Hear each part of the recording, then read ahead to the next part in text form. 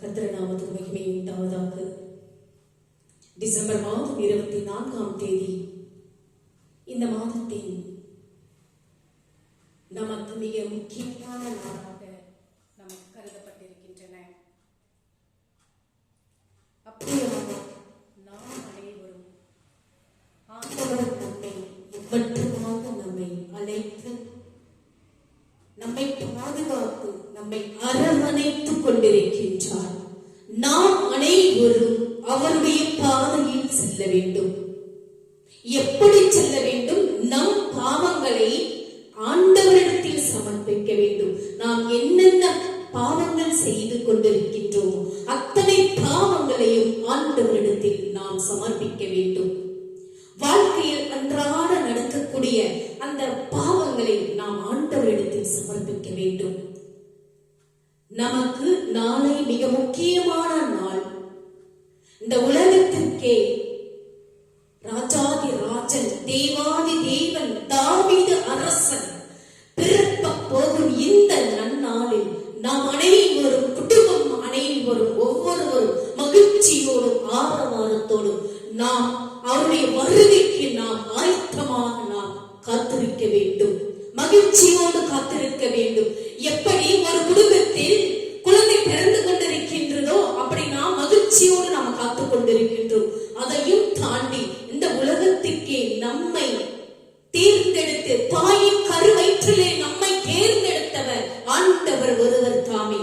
அப்படியாக நாம் அவருடைய வருகைக்காக நாம் ஒவ்வொருவரும் ஆயத்தமாக இருக்க வேண்டும். எப்படி ஆயத்தமாக இருக்க வேண்டும்? ஒரு குடும்பத்தில் ஒரு திருமணங்கள் குழந்தை பிறக்கின்றன, வீடு கட்டிக் கொண்டிருக்கின்றோம். இதற்கு நாம் சந்தோஷத்தோடும் ஆரவாரத்தோடும் நாம் அந்த நாளை மகிழ்ச்சியோடு கொண்டாடி கொண்டிருக்கின்றோம். அப்படி நாம் மகிழ்ச்சியோடு கொண்டாடுவது மட்டுமல்ல, இந்த உலகத்தை படைத்தவர், நம்மை படைத்தவர், இந்த நாளில் டிசம்பர் மாதம் 25ஆம் தேதி கர்த்தர் இந்த உலகத்திற்கு நமக்காக, நம் பாவங்களுக்காக ரத்தம் சிந்தி சிலுவை சுமந்தார். அவருக்காக பிறக்க போகும் இந்த நன்னாளில் அவரை நாம் மகிழ்ச்சியோடு நாம் ஏற்றுக்கொள்ள வேண்டும். மகிழ்ச்சியோடு அவரை நாம் ஆராதிக்க வேண்டும். மகிழ்ச்சியோடு அவரை நாம் துதிக்க வேண்டும். அப்படியாக நாம் அனைவரும் ஆண்டவரை நோக்கி கூப்பிட வேண்டும். என் அன்பு தகப்பனே, இதோ எங்களுக்காக இந்த உலகத்தில் பிறந்தீர், எங்களுக்காக அனைத்தையும் படைத்தீர், எங்களை தாயின் கருவயிற்றிலே இவள் ஆண் இவள் பெண் என்று எங்களை கருவயிற்றிலே எங்களை தேர்ந்தெடுத்தீர். அப்படியாக நீர் பிறக்க போகும் இந்த நன்னாளில் நாங்கள் அனைவரும் மகிழ்ச்சியோடு கொண்டாட நாங்கள் காத்துக் கொண்டிருக்கின்றோம். தகப்பனே, எங்களை ஒவ்வொருவரையும் நீ ஆசீர்வதியும். எங்களை ஒவ்வொரு நாளும் எங்களை ஆசீர்வதியும். ஒவ்வொரு நாளும் நாங்கள் சாத்தானுக்கு அடிமையாகாமல், பசாசுகளுக்கு இடம் கொடுக்காமல் ஒவ்வொரு நாளும் உம்முடைய பிள்ளைகளாக நாங்கள் வாழ வேண்டும். எந்த அசுத்தாவிகள் எங்களிடத்தில் நெருங்கினாலும் நீர் இருக்க மட்டும் எதுவும் எங்களை நெருங்க விடாது தகப்பனே. அப்படியாக எங்களுடைய ஒவ்வொரு கேள்விகளிலும் நீர் எங்களோடு இருக்க வேண்டும் அப்பா. எங்களுடைய ஒவ்வொரு பிரச்சனைகளிலும் நீர் தீர்த்து வைக்க எங்களோடு இருக்க வேண்டும். நாங்கள் எதிர்பார்த்து கொண்டிருக்கும் காரியங்கள் ஒவ்வொன்றும் இரட்டிப்பாக கொடுக்க எங்களோடு இருக்க வேண்டும் அப்பா. அப்படியாக நாங்கள் அனைவரும் உம்முடைய சன்னிதானத்தில் முழு மனதோடும் முழு இதயத்தோடும் முழு ஆன்மாவோடும் துதிக்க எங்களுக்கு நீர் அந்த கிருபையை தர வேண்டும் என்று நாம் அனைவரும் ஆண்டவரிடத்தில் 2-3 நிமிடம் ஜெபிக்க வேண்டும். எப்படி ஜெபிக்க வேண்டும்? நீங்கள் அனைவரும் ஏனோ தானா என்று ஜெபிக்கின்றீர்கள். அப்படி நீங்கள் ஜெபிக்க கூடாது. என் அன்பு சகோதர சகோதரிகளே, உங்கள் கதவை தாளிட்டு ஆண்டவரிடத்தில் ஜெபியுங்கள். கண்ணீரோடும் கவலைகளோடும் உங்கள் அனைத்தையும் உங்களை தீர்க்க வைப்பவர் கர்த்தர் ஒருவரே. அப்படியாக நீங்கள் ஆண்டவரிடத்தில் ஜெபிக்கும் பொழுது உங்கள் உள் மனதிலிருந்து எழும்ப வேண்டும். உள்ளத்தின் ஆழத்திலிருந்து எழுப்பி அவரை நோக்கி ஜெபிக்க வேண்டும். அதிகாலையில் என்னை நோக்கி கூப்பிடுவர்கள் பாக்கியவான்கள். அதிகாலையில் என்னை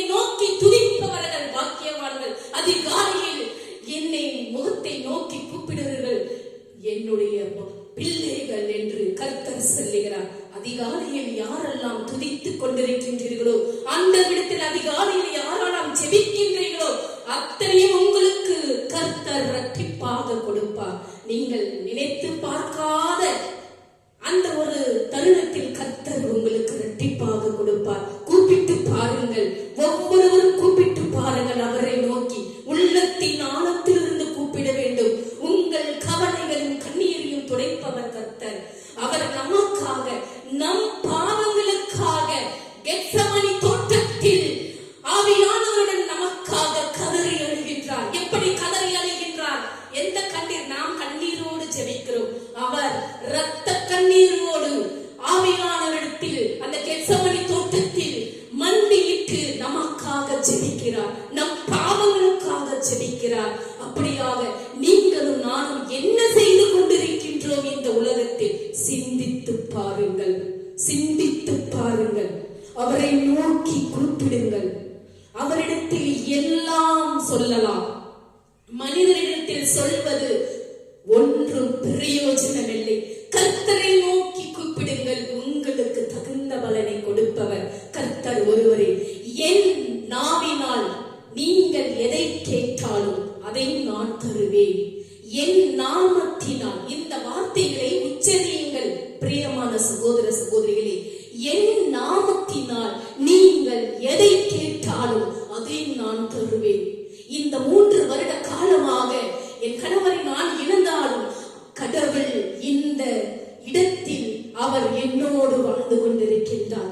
நான் அவரை ஒவ்வொரு நாளும் அதிகாலையில் கூப்பிடும் பொழுது கர்த்தர் என்னை நோக்கி பார்த்து கொண்டிருக்கின்றார். அப்படியாக கர்த்தர் சொல்லுகிறார், என்னை நோக்கி கூப்பிடுங்கள், உங்களுக்கு நான் தகுந்த பலனை தருவேன். என் நாமத்தினால் நீங்கள் எதை கேட்டாலும் அதை நான் தருவேன். அந்த நாமத்தை நாம் வாயினால் உச்சரிக்க வேண்டும். என் நாமத்தினால் நீங்கள் எதை கேட்டாலும் அதை நான் தருவேன் என்று கர்த்தர் சொல்லுகிறார். அப்படியாக நீங்கள் மனிதரிடத்தில் எதையும் கூற வேண்டாம். உங்கள் உள்ளத்தில் இருக்கும் அத்தனை கவலைகளும் கண்ணீர்களும் கர்த்தரிடத்தில் சமர்ப்பீங்கள். அவர் உங்கள் கண்ணீரை, உங்கள் ஒரு சொட்டு கண்ணீரை அவர் துருத்தியில் காண்பார். நன்றாக கவனித்து கேளுங்கள். இந்த யூடியூப் சேனலில் பார்த்து கொண்டிருக்கும் ஒவ்வொரு சகோதர சகோதரிகளும், நான் சொல்வது அத்தனையும் விவிலியத்தில் இருக்கின்றன. நீங்கள் அந்த பைபிள் எடுத்து ஒவ்வொரு நாளும் படியுங்கள், படித்து பயன்பெறுங்கள். உங்களுடைய வாழ்க்கைக்கு அத்தனை தேவைகளும் அந்த வார்த்தையில் அடங்கிக் கொண்டிருக்கின்றன. அப்படியாக கிறிஸ்தவ பிள்ளைகளாக நாம் அனைவரும் ஆண்டவருடைய வசனங்களை நாம் படிக்க வேண்டும். ஆண்டவருடைய வசனங்களை படிக்கும் பொழுது அதில் உள்ள அர்த்தங்கள் அத்தனையும் நமக்கு தெளிவாக தெரியும். அப்படியாக நாம் அனைவரும் ஞாயிற்றுக்கிழமை அந்த ஓய்வு நாளை கடைபிடிக்க வேண்டும். கர்த்தர் சொல்லுகிறார், 7 நாட்கள் முழுவதும் உங்களுக்கு வேலையாக இருக்கலாம், ஆனால் கடைசி நாள் அந்த 7வது நாள் ஓய்வு நாள், என்னுடைய நாள், கடைபிடியுங்கள். என்னுடைய கூடாரத்திற்கு செல்லுங்கள், என்னுடைய ஆலயத்திற்கு செல்லுங்கள், என்னுடைய வார்த்தைகளை கேட்டு பயன்பெறுங்கள். அப்படியாக எத்தனை பேர் ஞாயிற்றுக்கிழமையில் அந்த ஓய்வு நாளை ஆண்டவர் சொல்லும் அந்த வார்த்தையை கடைபிடித்துக் கொண்டு வாழ்ந்து கொண்டிருக்கின்றீர்கள்? குடும்பங்களிலே பிரச்சனைகள், குடும்பங்களிலே நோய் நொடிகள், குடும்பங்களிலே கவலைகள், கண்ணீர்கள், பிரச்சனையே பிரச்சனைகள், சாத்தானோடு வாழ்ந்து கொண்டிருக்கும் மனிதர்களை நீங்கள் அனைவரும் அந்த சாத்தானின் வழியில் செல்லாமல், பசாசுகளோடு வாழாமல் ஆண்டவரோடு ஒன்றித்து அவருடைய பாதையில் நீங்கள் செல்வோம் என்றால் கர்த்தர் உங்கள் தேவைகளை அனைத்தும் கொடுப்பார். உள்ளத்தின் ஆழத்திலிருந்து அவரை கூப்பிட வேண்டும். கூப்பிட்டு பாருங்கள்.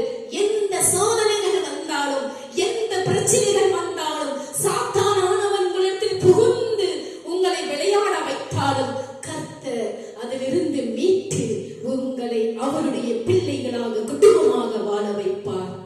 எனக்கு செய்த கர்த்தர், எனக்கு காரியங்களை இரட்டிப்பாக கொடுத்து கொண்டிருக்கும் கர்த்தர் ஏன் உங்களுக்கு கொடுக்க மாட்டார்? ஜெபியுங்கள்.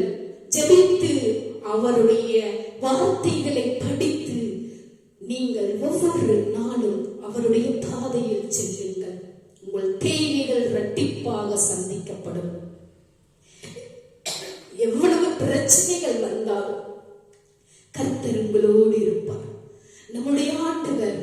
நமக்காக, நம் பாவங்களுக்காக மரித்தார், மீண்டும் உயிர்த்தார். ஆனால் இந்த மாதத்தில் அவருடைய வருகை, இந்த உலகத்திற்கு அவர் அடியெடுக்க வைக்க போகும் இந்த நன்னாளில், அவர்கள் பிறக்க போகும் இந்த நன்னாளில் நாம் அனைவரும் மகிழ்ச்சியோடு அவரை நாம் ஆராதித்து துதித்து மகிழ்ந்து பாட வேண்டும். அப்படியாக இந்த நேரத்தில் கர்த்தரை நோக்கி ஜெபியுங்கள், கர்த்தரை நோக்கி கூப்பிடுங்கள். உங்களுக்கு தகுந்த பலனை தருபவர் கர்த்தர் ஒருவரே. ஆண்டவரை நோக்கி கூப்பிடும் பொழுது அனைத்தையும் கிடைக்கும். நான் இவ்வளவு நாட்களாக நான் உம்மிடத்தில் நான் வராமல் இருந்தேன் ஏசப்பா, என்னை மன்னியும் ஏசப்பா என்று கதறி அழுங்கள் ஆண்டவரிடத்தில். நான் இவ்வளவு நாட்களாக உம்முடைய வார்த்தைகளை நான் படிக்காமல் இருந்தேன், என்னை மன்னியும். இன்றிலிருந்து நான் உம்முடைய வார்த்தையை நான் படிக்கின்றேன். ஏனென்றால் ஆண்டவருடைய வார்த்தையில் ஜீவன் உள்ளது, ஆண்டவருடைய வார்த்தையில் உயிர் உள்ளது. இதை யாரும் மறுக்க முடியாது. கிறிஸ்தவ பிள்ளைகளாக அனைவரும் ஆண்டவருடைய வார்த்தைகளை படிக்கும் போது அதில் ஜீவன் உள்ளது, உயிர் உள்ளது. இதை யாரும் மறுப்பதற்கில்லை. உங்களுக்கும் மற்ற மதத்தை சார்ந்த மக்களுக்கும் என்ன வித்தியாசம்? சிந்தித்து பாருங்கள். ஆண்டவருடைய வார்த்தையை படியுங்கள், உங்கள் வாழ்க்கையில் அனைத்தும் நடக்கும். ஏன் நீங்கள் ஆண்டவருடைய வார்த்தையை எடுத்து பயன்படவில்லை என்று எனக்கு தெரியவில்லை. கிறிஸ்தவ பிள்ளைகளாக நீங்கள் ஏன் இப்படி வாழ்ந்து கொண்டிருக்கின்றீர்கள் என்று தெரியவில்லை. ஏதாவது எங்கேயாவது ஒரு வசனங்களை கூறுங்கள் என்றால் யாரும் சடால கூற மாட்டார்கள். அப்படியாக நீங்கள் வாழாமல் ஆண்டவருடைய வார்த்தைகளை படிக்கும் பொழுது முதலாவதாக நம் பாவங்களை கர்த்தர் துடைப்பார், நம் கண்ணீரை கர்த்தர் துடைப்பார்.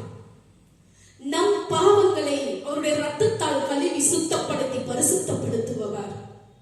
நீங்கள் அனைவரும் ஆண்டவரை நோக்கி ஜெபியுங்கள், ஜெபித்து பயன்பெறுங்கள் என்று இந்த நேரத்தில் நான் உங்களை தாழ்மையோடு கேட்டுக்கொள்கிறேன். அப்படியாக நாம் அனைவரும் ஒரு நிமிடம் ஜெபியுங்கள். அவருடைய மனதில் இருந்து என்னென்ன காரியங்கள் உங்களுக்கு நிறைவேறும் உள்ளத்தின் ஆழத்திலிருந்து உங்கள் வார்த்தைகளை ஆண்டவரிடத்தில் சமர்ப்பியுங்கள் என்று இந்த நேரத்தில் உங்களை கூப்பிடுகிறேன். அப்பா,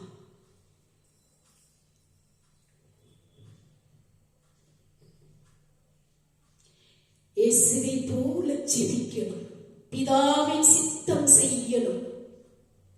வார்த்தைகள் அழகாக உள்ளன. அந்த வார்த்தைகளுக்கு அர்த்தங்கள் எப்படி இருக்கின்றன சிந்தித்து பாருங்கள். இந்த பாடல்களை நான் உங்களுக்கு பாடி நாம் அனைவரும் அவரை ஆர்ப்பரித்து ஆராதித்து பாடுவோமாக. இயேசுவை போல ஜெபிக்கணும், பிதாவின் சித்தம் செய்யணும். இயேசுவை போல ஜெபிக்கணும், பிதாவின் சித்தம் செய்யணும். ஜெபமே என் பேச்சாகணும், ஜெபமே என் மூச்சாகணும், ஜெபமே என் பேச்சாகணும்.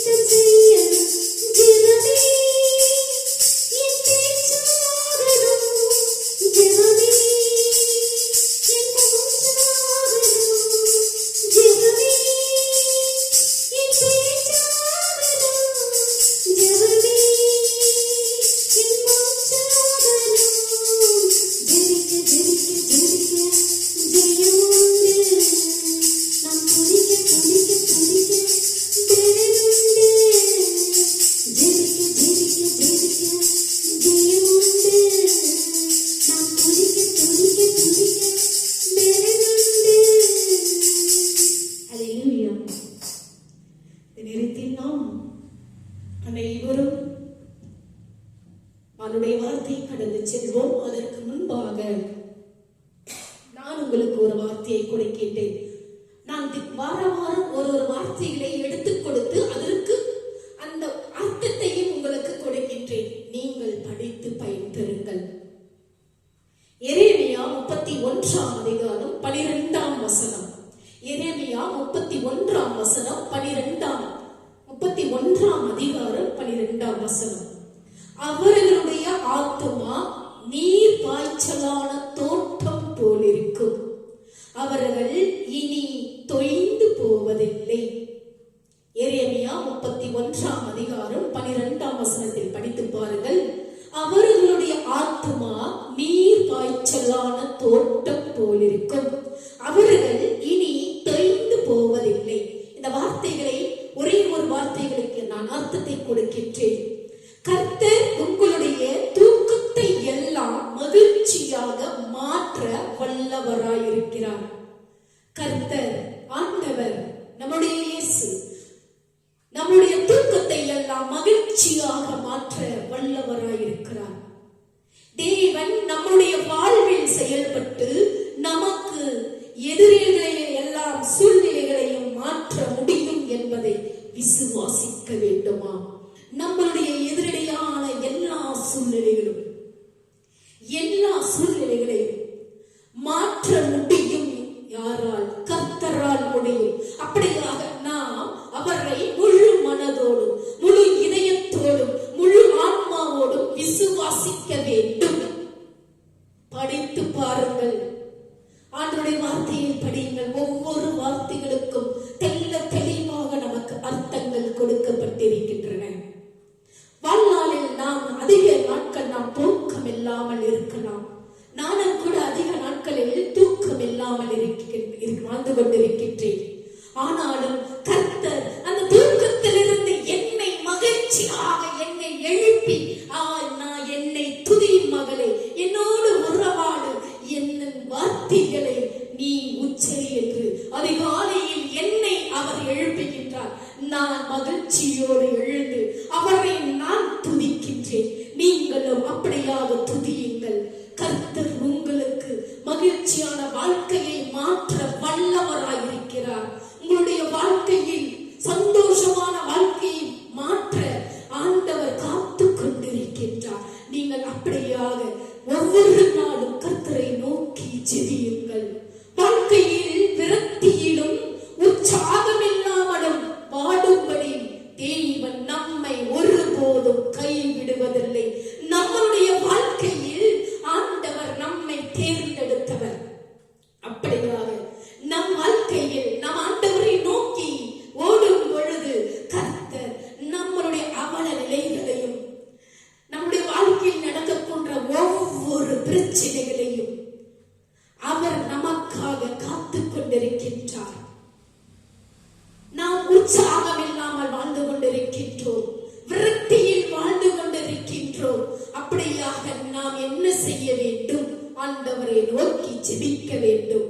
தேவன் நம்முடைய நற்குணத்தையும் நம் மேலுள்ள தமது அக்கறையையும் காண்பிக்கவே நமது வாழ்வில் தொடர்ந்து செயல்படுகிறார் என்பதை புரிந்து கொள்ளுங்கள்.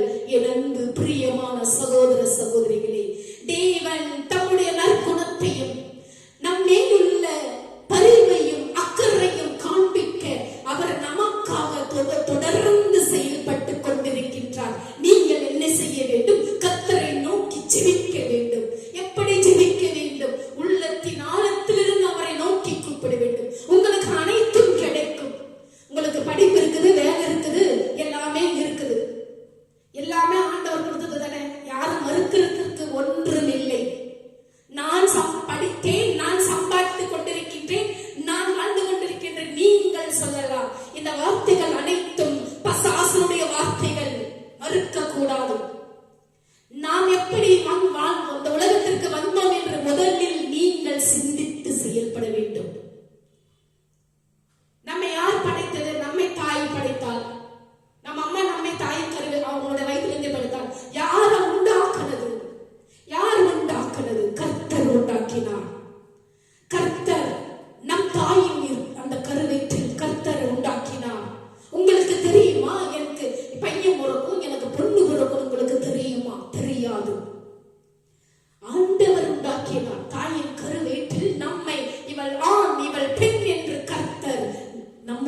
தாயின் வயிற்றிலே நம்மை உண்டாக்கியவர். அப்படியாக நாம் ஒவ்வொரு நாளும் நாம் வாழ்ந்து கொண்டிருக்கின்றோம். ஆனால் நீங்கள் சொல்லலாம், நான் எங்க அம்மா என்னை படைச்சாங்க, எங்க அம்மா என்னை பெற்று போட்டாங்க, எங்க அம்மா என்னை படிக்க வச்சாங்க, எங்க அம்மா என்னை வளர்த்தனாங்க, எங்க அம்மா எனக்கு சோறு போட்டாங்க, நான் படிச்சேன், நான் வேலைக்கு போனேன், எல்லாம் எங்க அம்மா அப்பா. அந்த அம்மா அப்பாவை படைத்தது யார்? ஒன்றை ஒன்று புரிந்து கொள்ளுங்கள்.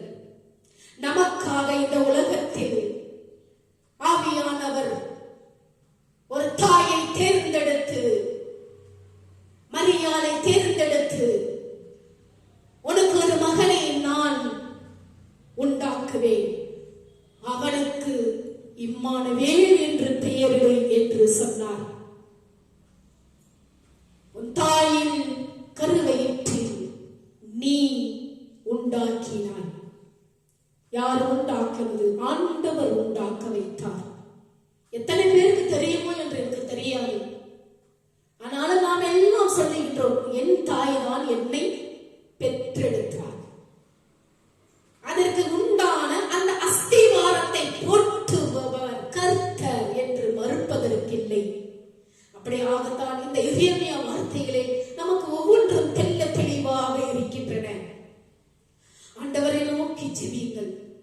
என் அன்புள்ள ஆண்டவரே, எனக்கு மனக்கலக்கத்தையும் கவலையும் உண்டாக்கும் விஷயங்கள் என்னவென்பதை நீ அறிந்திருக்கிறபடியால் உமக்கு ஒவ்வொரு நாளும் நான் ஸ்தோத்திரிக்கிறேன், நன்றி செலுத்துகிறேன்.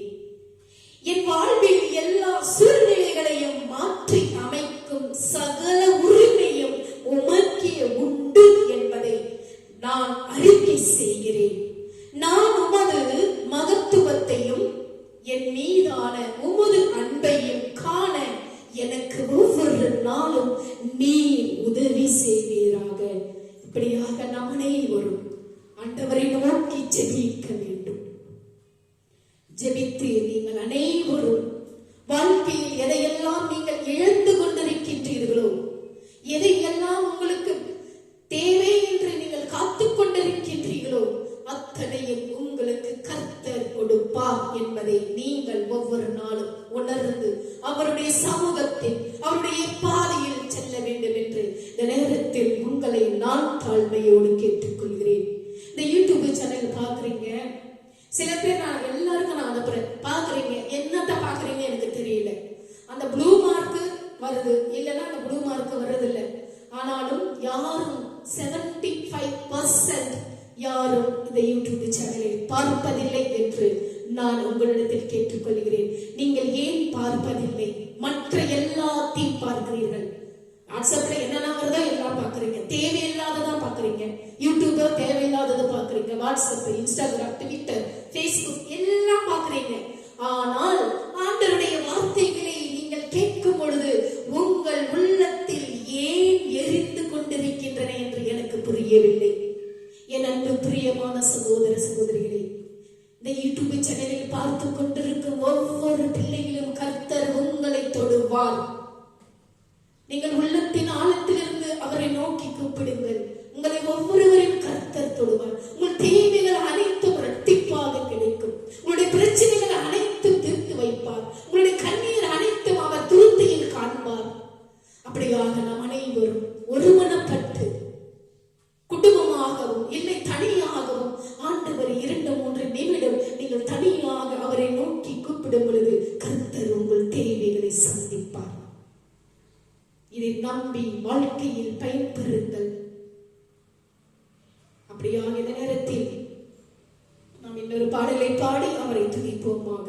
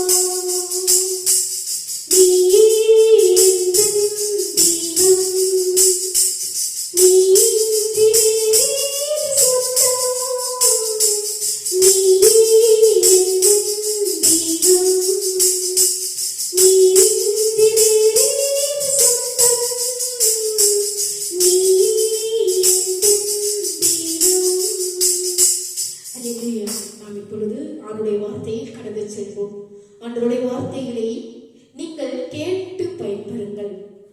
மறுபடியுமாக நீங்கள் வீட்டிற்கு போய் படித்து பயன்பெற வேண்டும் என்று உங்களை நான் தாழ்மையோடு கேட்டுக்கொள்கிறேன்.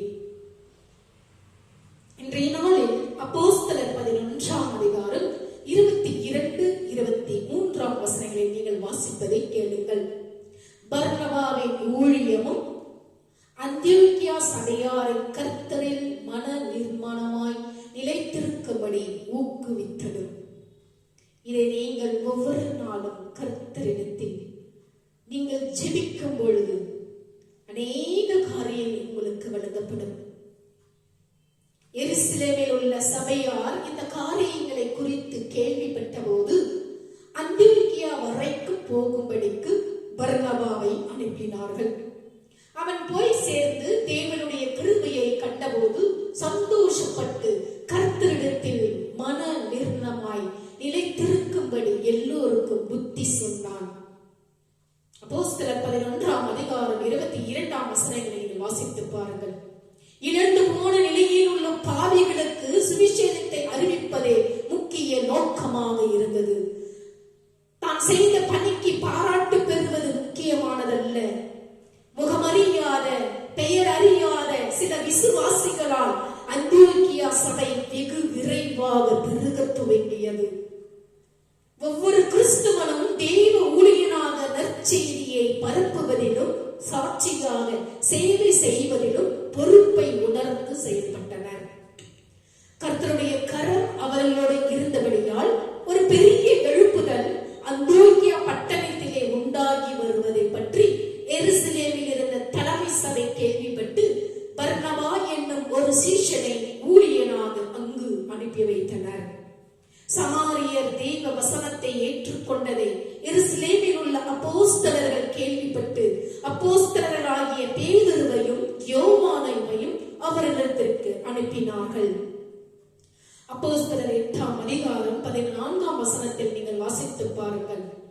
ஆனால் இப்பொழுது அந்தியோக்கியாவில் யூதர்களும் புறஜாதிகளும் கர்த்தரிடமாக திரும்புகிறார்கள், கூடி ஆராதிக்கிறார்கள் என கேள்விப்பட்ட மாத்திரத்தில் ஆறுதலின் மகன் என்று பெயர் பெற்ற பர்னபாவை தனி நபராக அனுப்பி வைக்கின்றார்கள். கொர்நேலியுவுக்கும் அவனது கூட்டத்தாருக்கும் நற்செய்தி அறிவிக்கப்பட்ட நிகழ்ச்சியில் பேதுரு அல்ல, தேவனே முதல் முயற்சி எடுத்து செயலாற்றினார் என்பதை நாம் அறிவோம். அந்தியோக்கியாவிலும் சாதாரண விசுவாசிகள் மூலமாக தேவனே வல்லமையாய் கிரியை நடப்பதை நாம் காண்கிறோம், படித்துக் கொண்டிருக்கின்றோம். புறஜாதியாரில் அநேகர் வசனத்தை ஏற்றுக்கொண்டு விசுவாசித்து மனம் திரும்பி கர்த்தருக்குள் ஞானஸ்தானம் பெற்று தேவனால் சபையில் சேர்க்கப்பட்டவர்களாய் இருந்தனர். கலாத்தியர் 3ஆம் அதிகாரம் 26, 27 படித்து பாருங்கள். அப்போஸ்தலர் 2ஆம் அதிகாரம் 38 வாசித்து பாருங்கள். 3ஆம் அதிகாரத்தில் 20வது வசனத்தில் நீங்கள் வாசித்து பாருங்கள். யூதர்களும் புறஜாதியார்களும் ஒரே சபையில் அங்கத்துவம் பெற்று ஒன்றாய் கூடி தேவனை ஆராதித்தார்கள். பர்னபாவை அனுப்புதல் என்பது எருசலேம் சபையாரின் ஆவிக்குரிய மேலாண்மை திறனின் மிகச்சிறந்த வெளிப்பாடாகும். அவர்களின் அன்பு மற்றும் ஆதரவின் வெளிப்பாடாகவே அமைந்தது. அவர்களின் யோகோபித்த முடிவுக்கு பரிசுத்த ஆவியானவரின் பங்களிப்பும் உண்டு. எருசலேம் சபையாரின் ஆவிக்குரிய பக்குவமும் ஆதரவும் அரவணைப்பும் உண்டு என்பதை உணர்த்துவதற்காகவே பர்னபாவை அனுப்பினார்கள். பர்னபா ஊழியின் பணிகளை பரிசோதிக்கவே அல்லது அவை பற்றிய அறிக்கை ஒன்றை எருசலேமுக்கு அனுப்பவோ அனுப்பப்படவில்லை. சபை ஐக்கியத்தில் புறஜாதியார் ஏற்றுக்கொள்ளப்பட்டதையும் யூத புறஜாதியார் ஒருவரில் ஒருவர் அன்பு கூறுவதையும் பர்னபா கண்டறிந்த போது அவரது இருதயத்தில் சந்தோஷம் கரை புரண்டோடியது. தேவனுடைய கிருபையின் செயல்களை இனம் கண்டு அகமகிழ்ந்தான். யாரு? பர்னபா. தேவன் தொடங்கிய கிருபையின் செயல்களை பாதுகாப்பின் அவசியத்தை உணர்ந்தவனாக விசுவாசிகளுக்கு ஆலோசனை சொன்னான் பர்னபா. அவர்கள் கர்த்தரிடத்தில் மன நிர்ணயமாய், அதாவது முழு இருதயத்தோடு நிலைத்திருக்கும்படி புத்தி சொன்னான் பர்னபா. அவர்கள் ஆண்டவருக்குள் உறுதியாய் இருக்கும்படி ஊக்கப்படுத்தினார் பர்னபா. இயேசு கிறிஸ்துவே நம்மில் ஆவிக்குரிய வாழ்வை ஆரம்பித்து வைத்தவர். கிறிஸ்துவுக்குள் நிலைத்திருப்பது நமது பொறுப்பாகும். ஆவிக்குரிய வாழ்வும் கிறிஸ்துவில் நிலைத்திருத்தலும் தேவன் அருளும் ஈவும் முடிவு பெரிந்தும் நிலை இருப்பவனே ரட்சிக்கப்படுவான் என்றார். இயேசுவின் வார்த்தைகளில் நாம் வைக்கும் விசுவாசமும் நாம் அதை ஆழமாக தியானித்து அவரில் நிலைத்திருக்கும் போது மட்டுமே இயேசு கிறிஸ்து நமது வீடாகிய இருதயத்தில் தரித்திருக்க முடியும். எபேசியர் 3:16-17 நீங்கள் வாசித்து பாருங்கள். கொலோசியர் 3:15-16 வாசித்து பாருங்கள். இப்படியாக நாம் அனைவரும் தேவ ஊழியத்தை உண்மையும் உத்தமத்தோடும் மனசாட்சியோடும் நாம் ஆண்டவருடைய ஊழியத்தை தொடர வேண்டும். அவருடைய வார்த்தைகளை நாம் படித்து பிறருக்கு நாம் பகிர்ந்து கொடுக்க வேண்டும். எப்படி பர்னபாவை தேர்ந்தெடுத்தாரோ அப்படியாக நாம் உள்ளத்தின் ஆழத்திலிருந்து அவரை நாம் நோக்கி கூப்பிடும் பொழுது அவருடைய கிருபை என்றும் நம்மோடு நிலைத்து நமக்கு தேவைகளை கர்த்தர் கொடுப்பார் என்று நாம் ஒவ்வொரு நாளும் சிந்தித்து செயல்படுத்து இன்றிலிருந்து நாம் ஆண்டவரை நோக்கி முழு மனதோடு அவரை நோக்கி ஜெபிக்கும் பொழுது கர்த்தர் எனக்கும் உங்களுக்கும் இரட்டிப்பான காரியங்களை வாக்கி பண்ணுவார். அப்படியாக நாம் பாவங்களை குறைத்துக் கொள்ள வேண்டும்.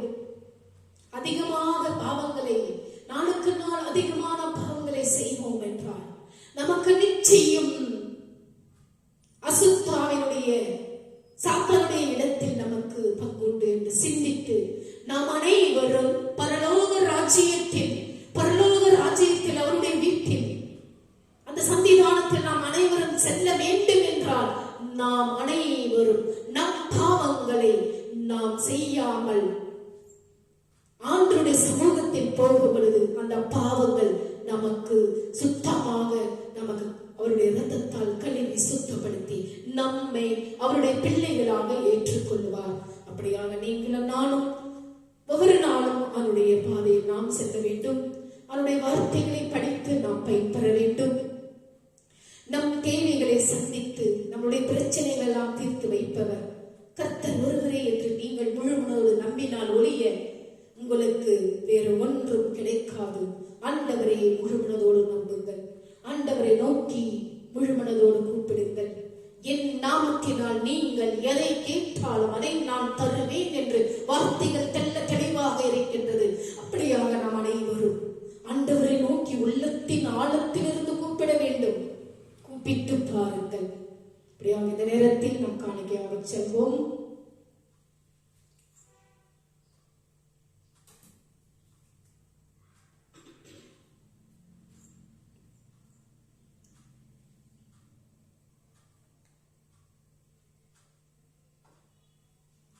இறைவா, இந்த காணிக்கையை ஆசீர்வதித்து புனிதப்படுத்தி ஆவியிலும் உண்மையிலும் உமக்கு உகந்ததாக செய்தருளும். இவ்வாறு உடைய அன்பு திருமகனும் எங்கள் ஆண்டவருமான இயேசு கிறிஸ்துவின் திரு உடலாகவும் இரத்தமாகவும் இக்காணிக்கை மாறுவதாக. அவர் தாம் பாடுபடுவதற்கு முந்தின நாள் வணக்கத்துக்குரிய தம் திருக்கைகளில் அப்பத்தை எடுத்து நோக்கி கண்களை உயர்த்தி எல்லாம் உள்ள இறைவனும் தம் தந்தையுமாகிய உமக்கு நன்றி செலுத்துகிறோம்.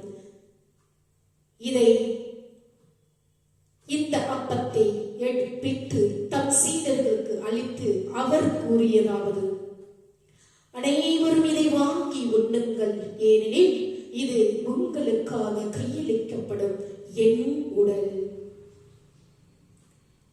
அவ்வண்ணமே உணவு அருந்திய பின் மகிமை மிகுந்த இக்கிண்ணத்தை வணக்கத்துக்குரிய தம் திருக்கைகளில் எடுத்து மீண்டும் உமக்கு நன்றி செலுத்தி வாழ்த்துரைத்து தம் சீடர்களுக்கு அளித்து அவர் கூறியதாவது: அனைவரும் இதை வாங்கி பருகுங்கள், ஏனெனில் இது புதிய நித்திய உடன்படிக்கைக்கான என் இரத்தம். இது பாவ மன்னிப்புக்கென்று உங்களுக்காகவும் எல்லோருக்காகவும் சிந்தப்படும். இதை என் நினைவாக செய்யுங்கள். அப்படியாக நாம் அனைவரும் அவருடைய திருவுடலையும் திரு ரத்தத்தையும் பகிர்ந்து கொள்ளும் பொழுது நம் பாவங்களை கர்த்தரிடத்தில் சமர்ப்பிக்க வேண்டும். அப்பாவுடைய திருவுடலை நாம் உட்கொள்ளும் பொழுது என்னை முழுவதும் என் இதயத்தை சுத்தப்படுத்தி பரிசுத்தப்படுத்துங்க அப்பா. உம்முடைய இரத்தத்தை நாங்கள் ருசிக்கும் பொழுது எங்களை முழுவதும் இரத்தத்தால் கழுவி சுத்தப்படுத்தி எங்களை பரிசுத்தப்படுத்துங்க அப்பா என்று இந்த விருந்தின் நேரத்தில் நாம் அனைவரும் முழு மனதோடு இந்த வார்த்தைகளை சமர்ப்பித்து நம் அனைவரும் ஒருமனப்பட்டு அவருடைய விருந்தில் பங்கு கொள்வோமாக.